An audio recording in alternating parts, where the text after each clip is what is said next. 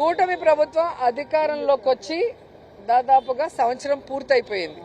ఈ సంవత్సర కాలంలో వాళ్ళు గతంలో అధికారంలో రావటానికి ముందు ఏవైతే వాగ్దానాలు చేశారు, ప్రజాగళం పేరిటతో ఎలా అయితే చంద్రబాబు నాయుడు గారు, పవన్ కళ్యాణ్ సంతకం పెట్టి ఇంటింటికి కూడా బాండ్లను పంచారు. ఏ ఇంట్లో ఎంతమంది ఏ పథకానికి అర్హులయ్యారో, మీరు అమ్మఒడికి 3 ఉన్నారు, సెలెక్ట్ అయిపోయారు, మీకు సంవత్సరానికి ఇంత, 5 సంవత్సరాలకి ఇంత, నిరుద్యోగులు ఇంతమంది ఉన్నారు మీ ఇంట్లో, సో మీకు సంవత్సరానికి ఇంత, 5 సంవత్సరాలకి ఇంత, మీ ఇంట్లో రైతులు ఉన్నారు, సో రైతు ఇంత సంవత్సరానికి, అలా ప్రతిదీ బాండ్లో వాళ్ళు సంతకాలు చేసిచ్చారు. సో ఆ సంతకాలు చేసిచ్చి సంవత్సర కాలం పూర్తవుతున్న ఇంతవరకు ఎవరికి ₹1 అంటే ₹1 కూడా ఒక సంవత్సరంలో ఎవరికి వేయలేదు.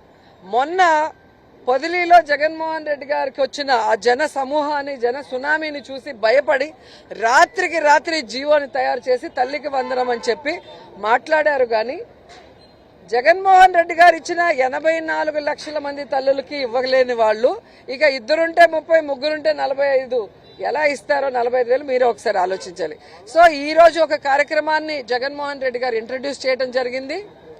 Recalling Chandrababu's manifesto. చంద్రబాబు మేనిఫెస్టోని గుర్తుకు తెస్తూ అంటూ ఈ QR కోడ్ ఉంటుంది.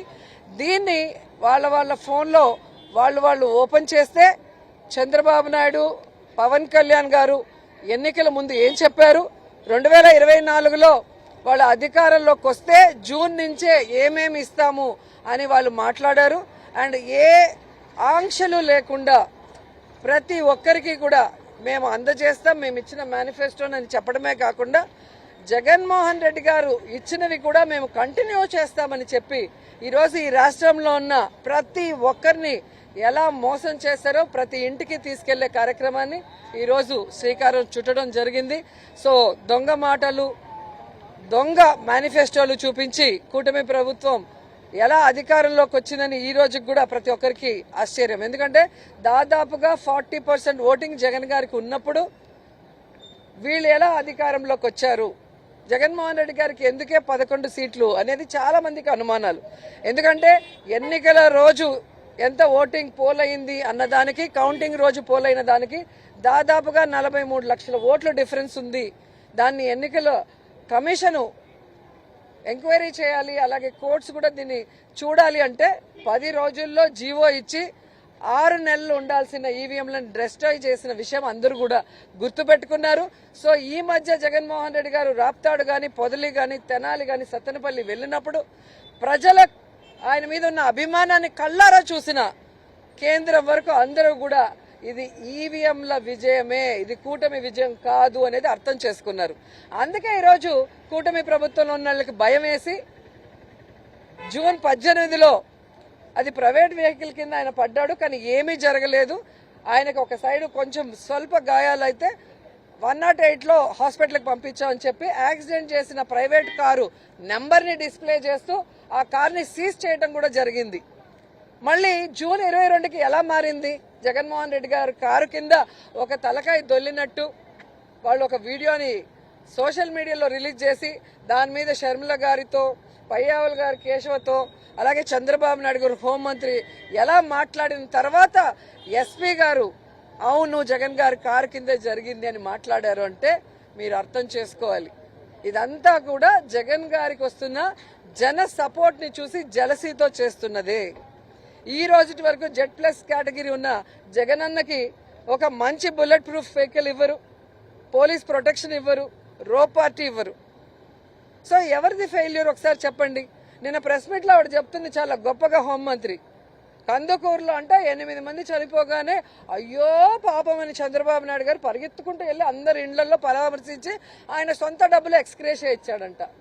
ఆయన అధికారంలో ఉన్నప్పుడు ప్రభుత్వ డబ్బే ఎక్స్గ్రేషియా ఇవ్వడు, ఆయన చేతగానితనం వల్ల చనిపోయిన వాళ్ళకి. అలాంటిది ఆయన సొంత డబ్బులు ఇచ్చారంటే ఎవరైనా నమ్ముతారా? రెండవది, ఆమె చెప్పినట్టుగా ఆ రోజు అపోజిషన్లో ఉన్నప్పుడు ఏం మాట్లాడావు, కందుకూరు ఇన్సిడెంట్ జరిగినప్పుడు పర్మిషన్ లేకుండా సందులు గొంతుల్లో మీటింగ్ పెట్టి చంపేసి పోలీసు వైఫల్యం, ప్రభుత్వ వైఫల్యం, మాకు ఒక అపోజిషన్ లీడర్కి ప్రొటెక్షన్ ఇవ్వరా అని చెప్పి మాట్లాడిన వ్యక్తి ఈ రోజు ఆవిడ మాట్లాడుతున్న మాటలు మీరు ఒకసారి గమనించండి. ఈరోజు ఆవిడ బాడీ లాంగ్వేజ్ కానీ ఆవిడ భాష కానీ చూస్తే అర్థమవుతుంది. జగన్మోహన్ రెడ్డి గారిని తిట్టడానికి రెడీ అయ్యి వచ్చి కూర్చుంటున్నారు తప్ప ఈ రాష్ట్రంలో ఇంతమంది పిల్లలు, ఇంతమంది ఆడవాళ్లు, ఇంతమంది కాలేజ్ స్టూడెంట్స్ రేపుకు గురై మర్డర్ చేయబడి ముక్కలు ముక్కలు చేయబడి ఈరోజు ఎక్కడ పడితే అక్కడ విసిరేస్తే ఎక్కడికైనా వెళ్ళి పరామర్శించేదానికి నీకు టైం ఉందని అడుగుతున్నాను. కాలు మీద కాలు వేసుకొని, చుడిదార్ వేసుకొని, మేకప్ వేసుకొని, సెల్ ఫోన్లో వీడియోలో మొన్న కుప్పంలో జరిగిన ఇన్సిడెంట్లో ఒక ఆవిడికి మాత్రం పరామర్శ. ఇది మానవత్వమా? ఈవిడ జగన్ గారి మానవత్వం గురించి మాట్లాడటం హాస్యాస్పదంగా ఉంది. జగన్ గారు కానీ వైఎస్ఆర్ గారి మానవత్వం గురించి ఈ రాష్ట్రంలో ఏ పేదవాడిని అడిగినా చెప్తాడు. ఈరోజు ఒక ఫీజు రియంబర్స్మెంట్ కానీ, ఒక ఆరోగ్యశ్రీ కానీ, ఒక తల్లి ఇది అమ్మఒడి కానీ, ఇవన్నీ ఎవరి కోసం తీసుకొచ్చారు? హాస్పిటల్ రెనోవేషన్స్ కానీ, స్కూల్స్ రెనోవేషన్, పేదవాళ్ల కోసం, పేద పిల్లలు బాగుండాలి, వాళ్ళు ఆర్థికంగా ఎదగాలి, ఆ కుటుంబంలో ఆరోగ్యంగా అందరూ ఉండాలి అని చెప్పి పెద్ద మనసుతో చేసిన వ్యక్తులు. అలాగే కోవిడ్ సమయంలో ఈ దేశంలో ఏ రాష్ట్రంలో ఏ ముఖ్యమంత్రి చేయనటువంటి విధంగా మొత్తం భారాన్ని ప్రభుత్వమే మోస్తూ ప్రతి కుటుంబాన్ని తన సొంత కుటుంబంలాగా కాపాడుకున్న మానవత్వం ఉన్న వ్యక్తి జగన్మోహన్ రెడ్డి గారు. ఆయన గురించి ఇవిడ మాట్లాడటానికి ఇవిడికి అర్హత ఉందని నేను అడుగుతున్నాను. ఈరోజు మీరు రెడ్ బుక్ రాజ్యాంగం అంటూ అన్ని వ్యవస్థల్ని భ్రష్టు పట్టించి పోలీసుల్ని కేవలం తప్పుడు కేసులు పెట్టడానికి, ఈరోజు అందరినీ జైళ్లకు పంపించడానికి పని చేయిస్తున్నారే తప్ప ఈ రాష్ట్రంలో పోలీసులు వాళ్ళ పని వాళ్ళు చేసుకుంటున్నారా? అలా వాళ్ళు చేసుకుంటూ ఉంటే ఈరోజు ఎందుకు ఇంతమంది రేప్ కాబడుతున్నారు? ఎందుకు ఇంతమంది చనిపోతున్నారు? సో ఈరోజు వాళ్ళకి నేను సూటిగా చెప్తున్నాను, ఇప్పటికైనా మీరు ప్రజలకు ఇచ్చిన హామీలు నెరవేర్చండి. అంతేగాని మాకు ప్రజలు ఓటేయలేదు, మేము ఈవీఎంతో గెలిచాం కాబట్టి ఎవరిని కేర్ చేయని అవసరం లేదని అహంకారపూరితంగా మీరు ప్రెస్ మీట్లు పెట్టి జగన్ గారినో మమ్మల్ని తిడితే ప్రజలు ఖచ్చితంగా మిమ్మల్ని కొట్టే రోజు దగ్గరలోనే ఉంది. అండ్ పవన్ కళ్యాణ్ గారికి కూడా సూటిగా చెప్తున్నాను, తొక్కి పట్టి నారదీస్తాను మన ఏదో పెద్ద డైలాగ్ చెప్పాడు. సినిమా డైలాగులు చెప్పకూడదని చెప్పిన వ్యక్తికి మరి ఈయన ఎలక్షన్ ముందు ఊగిపోయి చెప్పిన సినిమా డైలాగులు ఏంటి? ఈరోజు అధికారంలోకి వచ్చిన తర్వాత మనిషి కనిపించకుండా షూటింగ్లు డబ్బింగ్లు చేసుకుంటూ తిరుగుతున్నది ఏంటి అని అడుగుతున్నాను. ఒక పార్టీ పెట్టింది రాష్ట్ర ప్రజల కోసమా లేదా షూటింగ్లు చేసుకోవడానికా? ఈరోజు మీకు డిప్యూటీ సీఎం పోస్ట్ ఇచ్చింది షూటింగ్లు చేసుకోవడానికా, ఈ రాష్ట్ర ప్రజల్ని కాపాడటానికా? ఈరోజు సుగాలి ప్రీతి కేసు గురించి మీరు మాట్లాడింది, ఈరోజు అధికారంలోకి వచ్చాక పట్టించుకోకుండా కనీసం వాళ్ళ తల్లికి అపాయింట్మెంట్ ఇవ్వకుండా మీరు తిరుగుతున్నది అందరూ చూస్తున్నారు. అలాగే ఈ రాష్ట్రంలో ఏ ఆడపిల్లకి అన్యాయం జరిగినా నేను తాట తీస్తా అన్నావు, కానీ ఇంతమంది రేపై చనిపోతున్నా ఒక్క రోజు నోరు తెరిచి మాట్లాడలేదు. కానీ జగన్ గారిని తిట్టడానికి మాత్రం మొదట వస్తావు. సో ఈ రాష్ట్రంలో ప్రజాగళం పేరుతో చంద్రబాబు నాయుడుతో కలిసి మీరు సంతకం చేసి ఈరోజు ఏవి ఇవ్వకుండా ఈ ప్రజల్ని మోసం చేసినందుకు, ఈ రాష్ట్రంలో ఆడపడుచులకి అండగా నిలబడకుండా వాళ్ళు చచ్చినా రేప్ కాబడినా వాళ్ళకిచ్చిన వెల్ఫేర్ స్కీమ్స్ ఇవ్వకుండా మోసం చేసిన గమ్మునున్నందుకు మిమ్మల్ని, చంద్రబాబు నాయుడిని, హోంమంత్రిని, లోకేష్ ని రాష్ట్ర ప్రజలు తొక్కి పెట్టి నార తీస్తారన్న విషయాన్ని గుర్తుపెట్టుకోండి అని తెలియజేసుకుంటున్నాను. అదే కదా చెప్పాను. కేవలం జగన్మోహన్ రెడ్డి గారు ప్రజల్లోకి వెళితే దేశమంతా ఒక చర్చ జరుగుతోంది. ఈయన ఓడిపోలేదు, ఏ విధంగా ఈవీఎంని మ్యానిపులేట్ చేశారనేది చర్చ ప్రారంభమైంది. కాబట్టి జగన్ గారు మీటింగ్లకు రాకూడదు.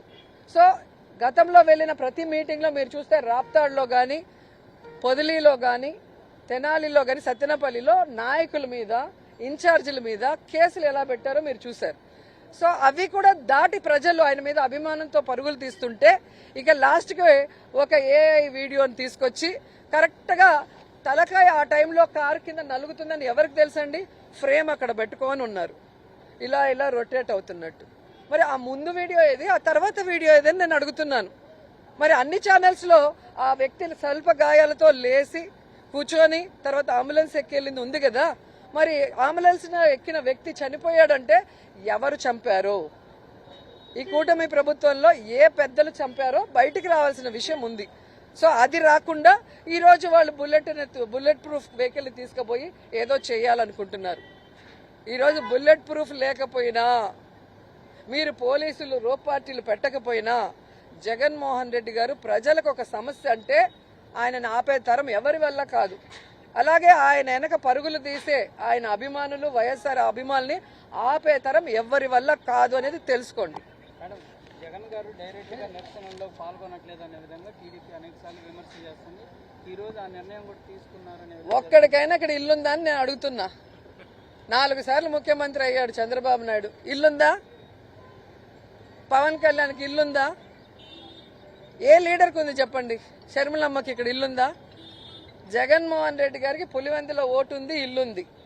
ఈరోజు రాష్ట్ర ముఖ్యమంత్రిగా ముందు ప్రతిపక్ష నాయకుడిగా ఇక్కడ ఇల్లు కట్టుకొని అందరికీ అందుబాటులోకి వచ్చి తర్వాత అధికారంలోకి వచ్చి ఇక్కడి నుంచే పరిపాలించారు. ఈరోజు ఒక్క రోజు 2 రోజుల్లో బెంగళూరుకి పోతే బెంగళూరుకి వెళ్ళిపోయాడు అని మాట్లాడతారే. మరి ప్రతి శుక్రవారం హైదరాబాద్కి పోయే చంద్రబాబు నాయుడు ఏమనాలి, పవన్ కళ్యాణ్ ఏమనాలి, లేదా లోకేష్ ఏమనాలి, మంత్రివర్గాన్ని ఏమనాలి? వీళ్ళు ప్రతి శుక్రవారం హైదరాబాద్కు పోవటం వల్లే కదా విజయవాడ ఆల్మోస్ట్ మునిగిపోయింది, పిఠాపురం మునిగిపోయింది. ఇలా మాట్లాడతారు జగన్మోహన్ రెడ్డి గారి గురించి. సో మీకు ఓటు లేదు, ఇల్లు లేదు. జగన్ గారి మీద భయంతో ఇప్పుడు రెంట్ ఇల్లులు తీసుకొని కొత్త ఇల్లులు కట్టుకుంటున్నారు.